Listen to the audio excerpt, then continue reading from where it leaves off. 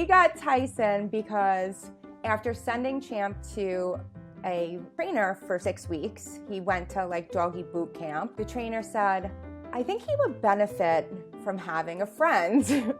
So if you're able to, and you can afford to have another dog, and you want another dog, I think that if you get him, kind of like my emotional support animal needs an emotional support animal.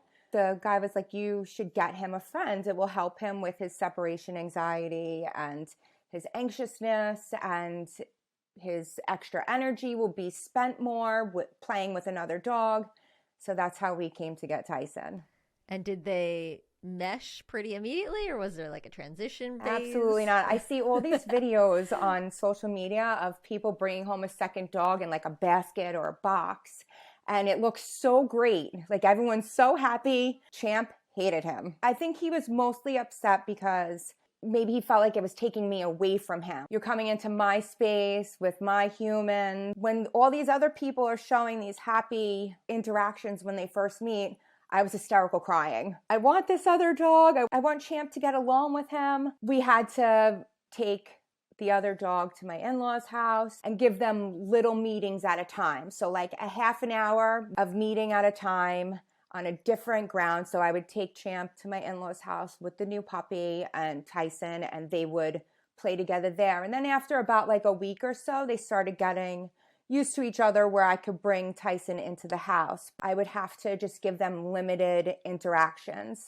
After a month though, Champ finally came around and was like, I guess this dog isn't leaving. I have to get along with him now. I love that story because I think it's so important for people to hear stuff like that, because personally, again, very similar situation.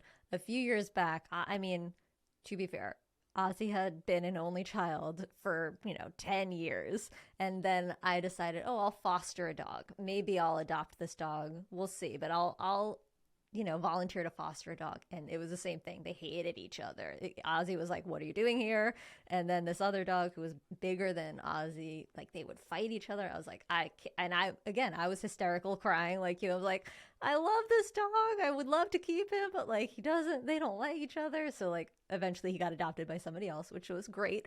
But yeah, but I think it's good to know that like the initial miscommunication between the animals does not have to be prescriptive of their whole life. There are ways that you can, bring them together and create a more happy relationship between them. Exactly. Like I do get a lot of messages from people on social media of them saying, I can't believe how well your two dogs get along together. Do they ever fight? Is there any ever issues? Do you have to break things up? No, I don't. Like it never really gets to that point. I mean, maybe there was one time ever where it got to that point because Champ is the boss around here. So if Tyson gets too annoying, he'll let him know. Tyson will walk away and go play with a toy by himself. Like living with anybody, you just kind of learn the signal. You read the room, you're like, oh, he's not into it right now. Right, but I do notice that other people, they'll tell me that still to this day, their dogs are like